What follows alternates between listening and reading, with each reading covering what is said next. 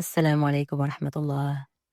Tu sais, il y a une chose que beaucoup de femmes portent en silence, cette impression certains jours d'être mises à distance d'Allah subhanahu wa ta'ala, simplement parce qu'elles ont leurs règles. Alors qu'Allah ne met jamais le lien entre lui et la femme en pause, jamais, ni spirituellement, ni intérieurement, ni dans son amour. Et il y a ces jours, oui, où tu ne pries plus comme d'habitude, où tu ne jeûnes plus, où tu ne fais plus les mêmes gestes en fait. Et quelque chose, parfois en fait, en toi, au fond de toi, tu te dis: «Oui, je me sens loin, je suis moins» ou tout simplement: «Je suis en attente». En fait, oui, tu te mets en pause. Alors laisse-moi te dire quelque chose. C'est pas une distance spirituelle, c'est une autre forme de proximité avec Allah subhanahu wa ta'ala dans cette période. Parce que Allah ne coupe jamais le lien. Allah jalla wa ala a créé le cycle menstruel comme une rahma, une miséricorde inscrite dans ton corps. Et le prophète alayhi salatu wassalam a été très clair à ce sujet. Quand Aïcha radiallahu anha a eu ses règles alors qu'elle était en pèlerinage, elle a pleuré. Et elle lui a dit: j'ai envie d'être pleinement dans mon pèlerinage. Et le prophète alayhi salatu wassalam l'a pris dans ses bras et lui dit: c'est une chose qu'Allah a prescrite aux filles d'Adam, aux filles d'Adam. Et c'est ni une faute, ni une souillure morale, ni rien en fait. C'est une réalité créée par Allah lui-même. Et ce que Allah a créé, il ne le dénigre jamais. Alors viens. J'aimerais te raconter cette histoire de Aïcha radiallahu anha. Elle était jeune, elle aimait profondément le prophète alayhi salatu wassalam, et elle voulait bien faire, être à la hauteur, être présente dans l'adoration. Et ce jour-là, pendant le pèlerinage, son corps a parlé. Et ses règles sont arrivées. Elle a pleuré, pas parce qu'elle doutait d'Allah, parce qu'elle se sentait empêchée, à l'écart, comme si quelque chose de sacré lui échappait. Alors elle pleurait de tristesse intérieure, et de frustration, et de ce sentiment que beaucoup de femmes connaissent encore aujourd'hui. J'aimerais être là, mais mon corps ne suit pas. Et regarde la beauté de la réponse du prophète alayhi salatu wassalam. Il ne l'a pas brusqué, il ne l'a pas corrigé sèchement, il ne lui a pas dit c'est rien, arrête de pleurer. Il l'a apaisée.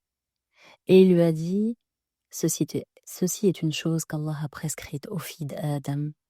Et c'est pas une erreur, c'est pas une faute, c'est pas une imperfection, non. C'est un décret divin. C'est un choix d'Allah. Comme si lui disait, voilà, ce que tu vis n'est pas contre Allah, ça vient de lui. Et dans cette phrase, il y a une immense tendresse. Parce que le prophète alayhi salatu wassalam n'a pas relié ses règles à une perte de valeur. Il les a reliées à la création elle-même. Il ne lui a pas proposé de se forcer, il ne lui a pas proposé de compenser, il lui a proposé la paix. Et il lui a montré que son lien avec Allah n'était en rien menacé, que son corps n'était pas un obstacle à l'amour d'Allah, et que sa féminité faisait partie du plan. Et c'était pas une parenthèse, ça fait partie du plan d'Allah. Et regarde ce qui est magnifique. Il ne l'a pas éloignée de lui, et il ne l'a pas mise à distance. Il est resté présent, attentif et doux. Et Aïcha radiallahu anha n'a pas été exclue du pèlerinage du cœur, jamais. Seul un geste rituel était suspendu. Ni la relation, ni l'amour, ni la proximité d'Allah n'ont été arrêtés, mis en pause ou à l'écart, jamais. C'est comme si Allah, à travers son prophète alayhi salatu wassalam, disait à chaque femme, à chacune de nous: je ne t'ai pas créé pour que tu te battes contre ton corps, je t'ai créé avec lui. Et c'est pour ça que cette scène est si réparatrice, subhanallah. Parce que Aïcha a été apaisée non pas par une règle, mais par une parole qui remet la femme à sa juste place. Une place aimée, une place honorée, une place jamais mise en pause. Et si aujourd'hui encore, quand ton corps ralentit, quand il saigne, quand il demande du repos, tu ressens un manque, souviens-toi de cette scène. Souviens-toi de Aïcha qui pleure et du prophète alayhi salatu wassalam qui la rassure. et d'Allah qui depuis toujours savait exactement ce qu'il faisait en créant la femme. Ton corps n'est pas un empêchement à Allah, il est un chemin vers lui, différent et pleinement légitime, et parfois profondément apaisant, subhanallah. Alors c'est très simple, voilà ce qui s'est passé. C'est une grande douceur d'Allah, d'accord? Quand Aïcha a eu ses règles pendant le pèlerinage, elle n'a pas pu faire le tawaf autour de la Kaaba, d'accord? Le tawaf nécessite l'état de pureté. Et les menstrues suspendent cet acte précis. Elles ne suspendent pas le pèlerinage entier, attention, uniquement le tawaf, et du coup, elle l'a juste reporté. Et c'est ça qui l'a fait pleurer. Pas parce qu'elle doutait, parce qu'elle voulait accomplir chaque geste pleinement. Et ce que le prophète alayhi salam ne lui a pas demandé, c'est très important. Il lui a pas dit force-toi, compense, culpabilise, fais comme si de rien n'était. Non, il ne l'a jamais et n'a jamais associé son état à un manque de foi. Ce que le prophète alayhi salam l'a invité à faire, il l'a apaisé d'abord par une parole. Et ceci est une chose qu'Allah a prescrite aux filles d'Adam. Oui, de notre père Adam alayhi salam. Et puis il lui a dit, fais tout le reste du pèlerinage, tout. Vis chaque rite profondément et reste présente auprès de moi et ne te mets plus à l'écart. Ne te mets plus en pause, c'est pas une pause. Tu es en lien permanent et constant. Et concrètement, il l'a invité à rester avec lui, à participer au déplacement, à vivre le pèlerinage du cœur et attendre simplement que ses règles se terminent pour faire son tawaf. C'était un acte qui a été reporté, comme ton jeûne. Seul l'acte a été reporté. Ni son lien avec Allah, ni sa place, ni sa valeur. Et elle a accompli tous les rites avec le prophète alayhi salatu salam ensuite. Tu sais ce que cette scène nous apprend? Et c'est immense. Allah, à travers son prophète alayhi salatu salam, montre qu'une femme en menstrue n'est jamais exclue de l'adoration. Elle n'est pas en pause spirituelle. Elle reste pleinement reliée, aimée, accompagnée. Et le prophète alayhi salam n'a jamais isolé Aïcha. Il l'a maintenue dans le mouvement lors de ce pèlerinage. Avec lui, dans la présence, sa place, sa valeur, dans la dignité. Et s'il y avait une clé à retenir pour toi aujourd'hui, quand ton corps t'empêche un acte précis, Allah ne t'empêche jamais de lui. Il change seulement la forme, jamais la relation. Et comme pour Aïcha radiallahu anha, il ne te demande pas de te retirer. Il t'invite à rester autrement, avec confiance, avec douceur, avec rahma vis-à-vis de toi déjà. Miséricorde envers toi-même. Du cœur pour la corde, miséricorde. De la misère pour la corde. D'accord? En latin, la corde c'est le cœur, la misère c'est ton état, la peine, ta tristesse. Avoir du cœur pour ton état de tristesse et de peine. Et c'est exactement pareil dans le couple. Parfois, la femme ne peut plus donner de la même manière. Quand elle a besoin de ralentir, quand son corps ou son cœur disent stop, la relation n'a pas à s'arrêter. Elle a juste besoin de s'ajuster. Et rester en lien autrement. Rester présente sans se forcer. Rester proche sans se sacrifier. Et beaucoup de femmes croient que pour préserver la relation, elles doivent se retirer intérieurement. Ou au contraire se plier en 10 aussi. On a les deux extrêmes, on retrouve ces deux extrêmes. Alors qu'en réalité, ce que la relation demande à ce moment-là, c'est une autre forme de présence, moins performante, différente, plus vraie, plus douce. C'est l'art de savoir rester en lien, de diversifier les façons de rester en lien. Comme Aïcha radiallahu anha, elle n'a pas fait le tawaf à ce moment-là, mais elle est restée dans le pèlerinage, dans le lien, dans la proximité. Et le geste a été reporté, pas la relation, juste le geste du tawaf. Allah nous enseigne ici quelque chose de fondamental. Quand ton corps t'empêche un acte précis, Allah ne t'empêche jamais de lui, et ça, rappelle-toi. Jamais. C'est très important de t'en rappeler, de t'en souvenir. Et c'est souvent là que la relation devient plus vraie.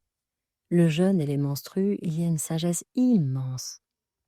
Regarde comme Allah est subtil. Il n'a pas dit tu tu n'as plus accès à moi. Il a dit, je t'allège. Et le jeûne est suspendu. La prière rituelle aussi est suspendue. Mais la relation, elle ne l'est jamais. C'est comme si Allah disait à la femme, repose ton corps, je regarde et je garde ton cœur. Et je te dis ça à l'instant et j'en ai les larmes aux yeux. C'est comme si Allah disait à la femme, repose ton corps, je garde ton cœur. Accueille ce message d'amour de ton Créateur, celui qui t'aime plus que toi-même. Et ce que tu peux faire pendant les menstrues qui compte énormément, laisse-moi te rassurer, ma sœur. Tu peux faire tellement. Et certaines sont même plus profondes que les gestes. Le zikr, dire Subhanallah, Alhamdulillah, Allahu Akbar, La ilaha illallah. Le rappel ne s'arrête jamais. Le cœur, lui, jamais, jamais ne s'arrêtera jamais, Subhanallah. Alors tu peux lire, écouter le Coran pendant tes menstrues. Même si tu ne touches pas le mushaf selon certains avis, tu peux écouter, méditer, laisser les versets descendre dans ton cœur. Tu peux lire sur ta tablette, sur ton téléphone, ou dans un Coran sur lequel il y a une traduction ou une exégèse. Tu peux, oui. Tu peux faire de la réflexion, tu sais, du tafakkur, méditer de manière positive et optimiste, observer, comprendre, faire le lien entre ce que tu vis et ce que Allah t'enseigne. Et tu peux faire des doha à profusion, des invocations à profusion, parce que la vulnérabilité ouvre les portes immenses. Allahumma arham qalbi wa sakkinhu bi dhikrik ya Rab. Ya Allah, fais miséricorde à mon cœur et apaise-le par ton rappel. Ya Allah, Ya Rabbi, je te cherche même quand je ne te prie pas comme d'habitude. Ne me prive jamais de ta proximité, Ya Rabbi. Tu sais, Allah entend tout, surtout ce qui vient d'un cœur vrai. En islam, la féminité honorée, elle est honorée, elle est digne, elle est remplie et élevée de valeur, jamais mise à l'écart. Et les règles ne sont pas un arrêt, elles sont un retour vers l'intérieur. Un temps où le corps ralentit, les émotions remontent et le cœur devient plus sensible. Tu sais, la sensibilité n'est jamais un défaut spirituel, c'est souvent une porte. Et Allah a dit وَنَحْنُ أَقْرَبُ إِلَيْهِ مِنْ حَبْلِ الْوَرِيدِ. Dans Sourate Kahf, Sourate 50, verset 16, nous sommes plus proches de lui que sa veine jugulaire. Plus proches, même ces jours-là, surtout ces jours-là.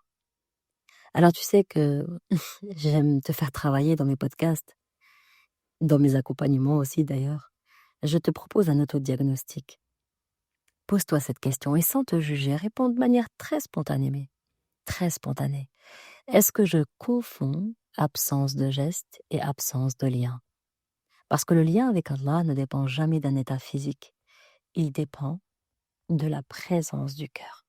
C'est comme une amie, ton mari, un parent, qui peuvent vivre loin, être en déplacement peut-être, et pourtant tu les sens présents, même dans leur absence.